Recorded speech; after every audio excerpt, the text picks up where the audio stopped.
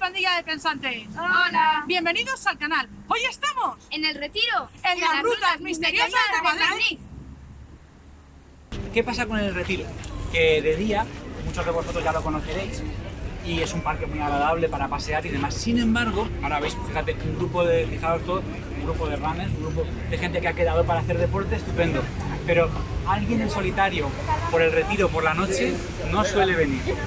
Se torna más oscuro, nunca mejor dicho, pero también incluso es que está tan vacío que a uno le da miedo recorrer esta especie de bosque que tenemos aquí. Entonces, lo que hacemos durante esta ruta es pasear por el Retiro todos juntos de noche, y lo que vamos a hacer también es, por supuesto, fijarnos en los misterios que tiene el Retiro. Es decir, vamos a hablar de leyendas, vamos a hablar de duendes, vamos a hablar de fantasmas, vamos a hablar de un lugar dentro del Retiro al que le han apodado el Bosque de los Suicidas madrileños. Y entonces, en este paseíto que vamos a dar, además, por cierto, aviso para los que habéis entrado por aquí, pero no salimos por aquí, salimos casi por la otra punta, por Alfonso XII, terminamos cerquita de Atocha y terminamos fuera del Retiro, porque antes el Retiro era el doble de grande que lo que vemos ahora. O sea, terminamos en un antiguo palacio casi olvidado, el Palacio del Buen Retiro, donde os hablaré de cómo ese lugar, según los testigos que hayan trabajado, está muy plagado de fenómenos extraños y fantasmas.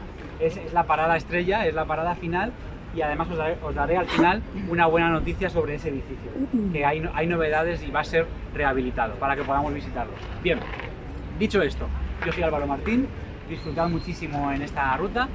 Yo soy escritor y soy también periodista, tengo un programa de radio que se llama Madrid Misterioso y que sale todos los viernes a las 11 en Onda Madrid. Si alguien quiere después, digo cómo contactar tanto conmigo como con el programa al final de la ruta, ¿vale? Y nada, me encantan estas cosas de misterio, me encanta investigar en lugares abandonados o no y ayudar a la gente que a veces tiene problemas con estos asuntos de fenómenos extraños y demás. Bien, pues la máxima aquí es que disfrutemos, que hagáis todas las fotos que queráis, que grabéis también en vídeo. Saludos para el canal de YouTube. Sí. Y por cierto, habrá zonas por las que tengamos que ir con linternas. No pasa nada porque todo el mundo tiene un móvil en el que tiene un flash. Simplemente lo digo porque va a estar muy oscuro y os podéis tropezar. Pero yo lo avisaré y además yo iré el primero. Si me caigo, me caeré yo el primero, con mi linterna. Bien. Comenzamos la ruta en el oscuro parque, y uno de los primeros lugares que visitamos es lo que en su día fue la Casa de las Fieras, y hoy en día es una biblioteca.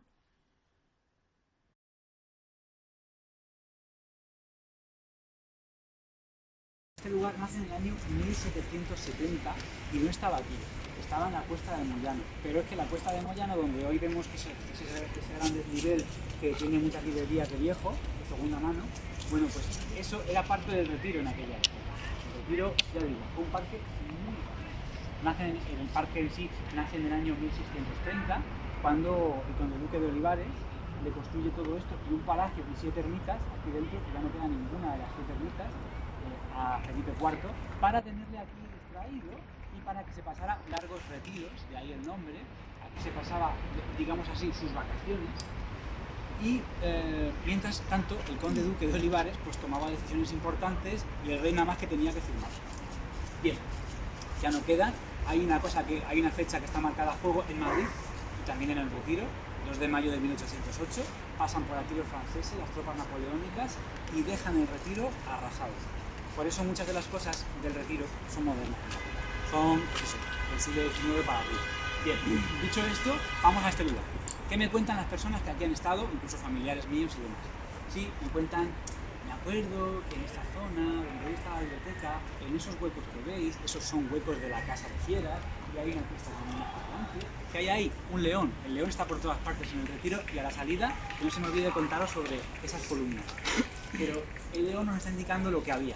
Estas eran las jaulas de los leones, esos huecos que veis, ¿vale? No estaban todas ocupadas, pero sí que muchas de ellas estaban así. Y el edificio en sí también existía y era, pues eso, unas dependencias de la Casa de Fiera donde guardaban los aparatejos y demás.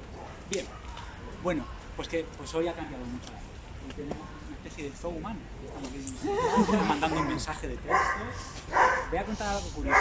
Bien, y otros me dicen que se acuerdan mucho de la tristeza que reflejaban los animales que aquí estaban. Los leones aquí encerrados, el oso polar en esa jaula, un oso polar, atención, Luego que vais a ver las dimensiones me decís si esos hábitats, ya os lo digo yo, que no, para un oso polar, primero que ni siquiera es normal, pero un oso polar que es muy grande, ahí está súper angustiado. Y ese foso que tenemos ahí, el foso de los monos, ¿vale? En ese foso, que ahora nos asomaremos, pero últimamente me está pasando que mucha gente sale por aquí con sus animales y demás, y los ladrillos son potentes. Mejor os cuento aquí y ahora lo vemos.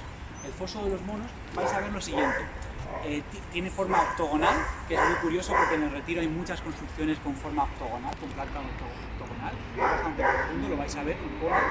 Y el árbol que tiene en el centro, que desde aquí se pueden ver las ramas secas, antiguamente había un árbol, pero mucho más grande, del cual colgaban columpios y demás para que diferentes especies, aquí había pues orangutanes, había chimpancés, pues estuvieran aquí columpiándose, jugando un poco. Alrededor hay un foso que estaba cubierto con agua y se nos cuenta que, ¿sabéis esa regla de los zoos de prohibido dar de comer a los animales?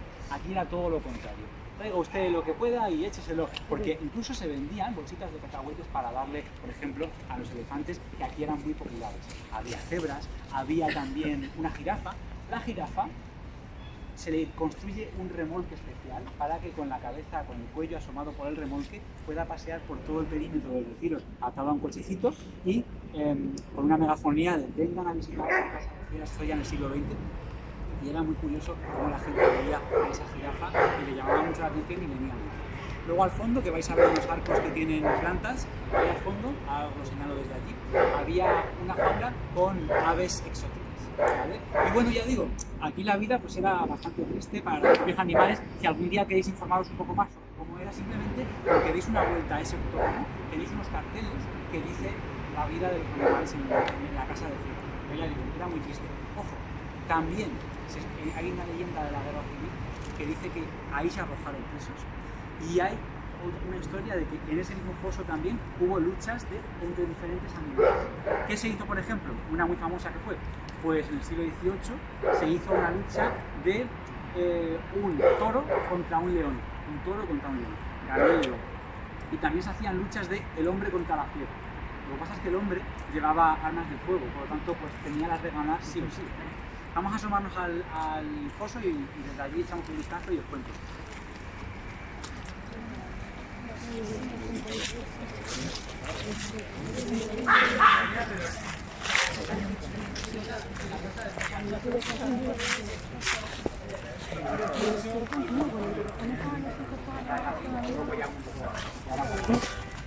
Bueno, pues aquí tenéis este foso.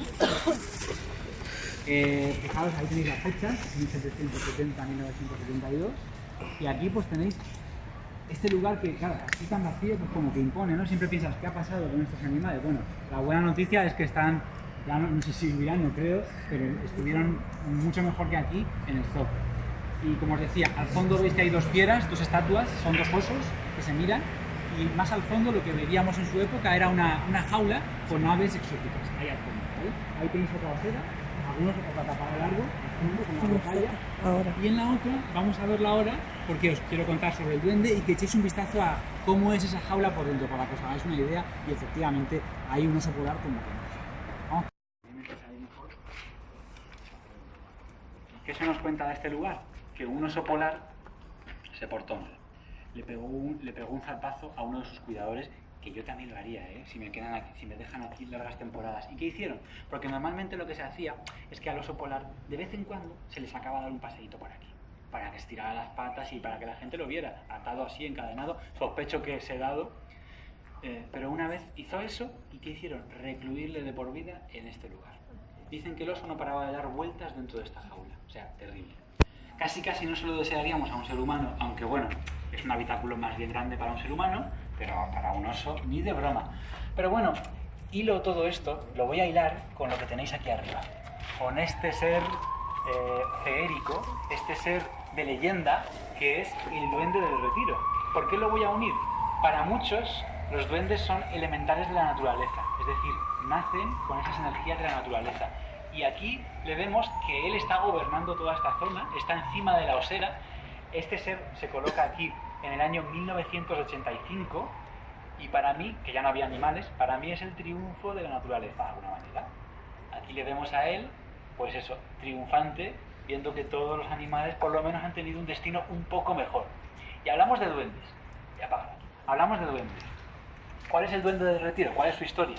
Pues sí, la historia es de cuando este parque, por cierto, sabéis muchos que desde que nace el Retiro es un parque privado, el doble de grande para solamente la nobleza y sus amigos. Entonces, solamente a mediados del 19 y ya a principios del 20 sobre todo, este parque es un parque público para que la gente entre y salga sin problema. De hecho, antiguamente, y esto es muy contradictorio, los coches podían entrar al Retiro por el que se llama paseo de coches, es decir, donde se coloca la feria del libro. Pues por ahí entraban, pero no puede ser que un pulmón de Madrid esté contaminado por todo el humo de la gente que venía con sus coches aquí, lo dejaba el coche aparcado, se iba a dar una vuelta, hacían un picnic y luego se volvían a casa. O sea, no.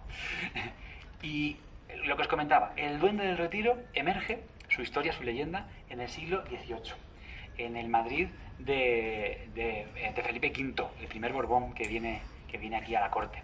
Bueno, pues se dice que en ese parque privado para la nobleza era muy común invitar a muchos nobles de Europa y muchas veces venían pues príncipes, venía gente muy joven que aquí pues se conocían y empezaban una historia de amor.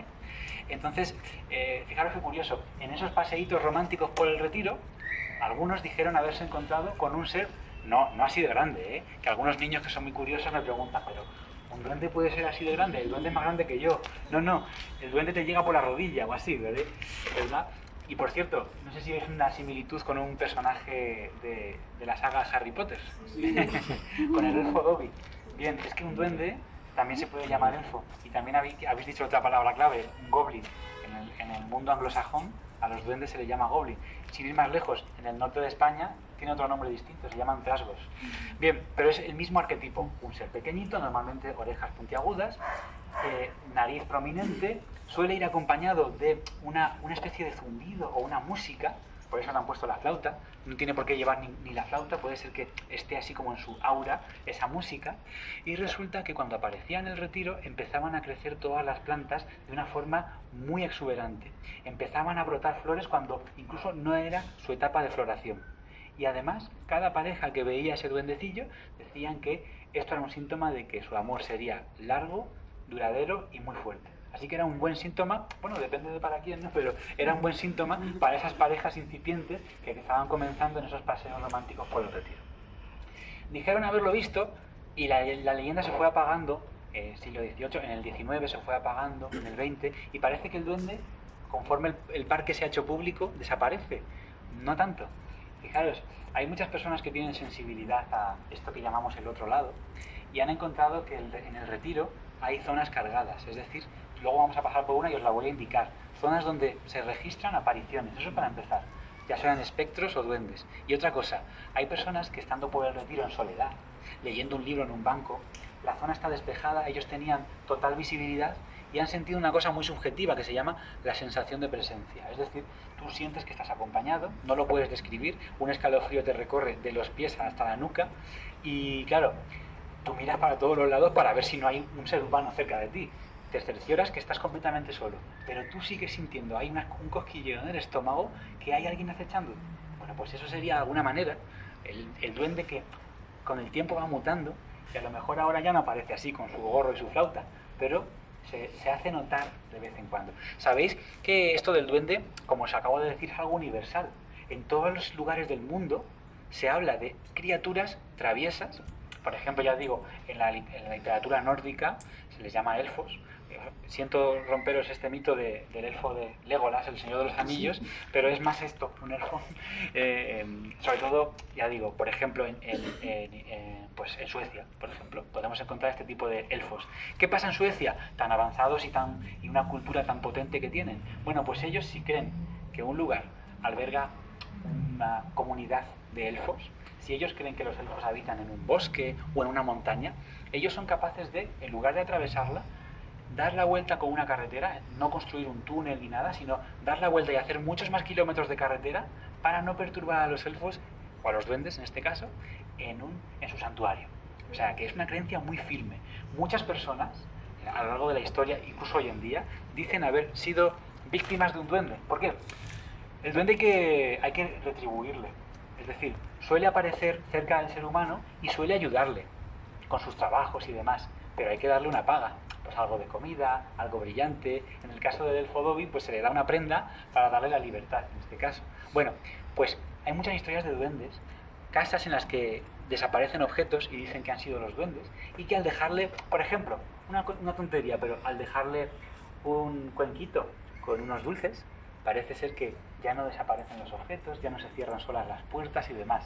Yo el otro día pude entrevistar a un arqueólogo mexicano que me decía que en unas excavaciones en Teotihuacán ellos descubrieron que les desaparecían objetos, pero vamos, delante de sus narices. O sea, ¿dónde está el pico? ¿Dónde está la brocha? Yo la tenía justo a mi lado y de repente no está y aparece en un sitio insospechado. Y dices, ¿qué pinta aquí el pico o la brocha?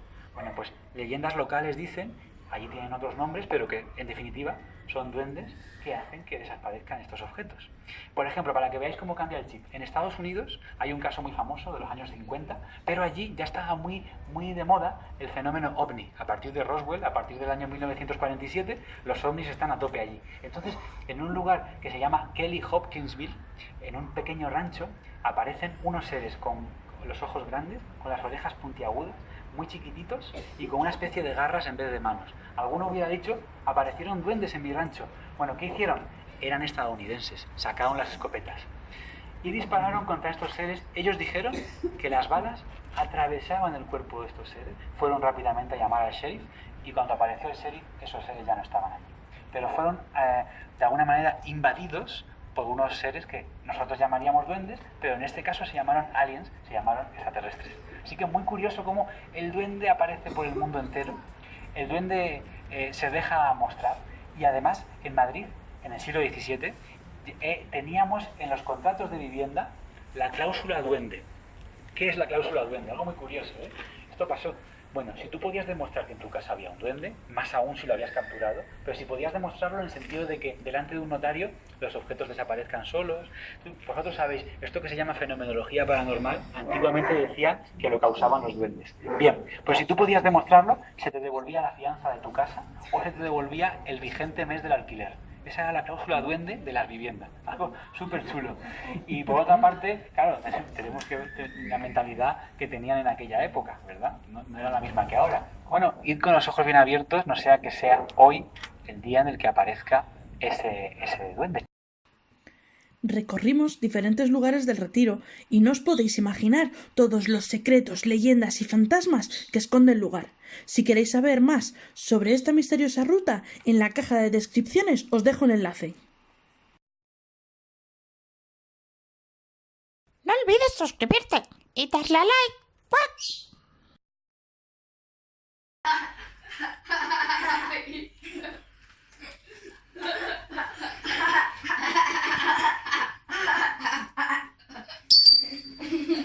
¿Qué hacéis, chicas? Estamos leyendo Alex y el libro de los cuentos. Y es muy divertido.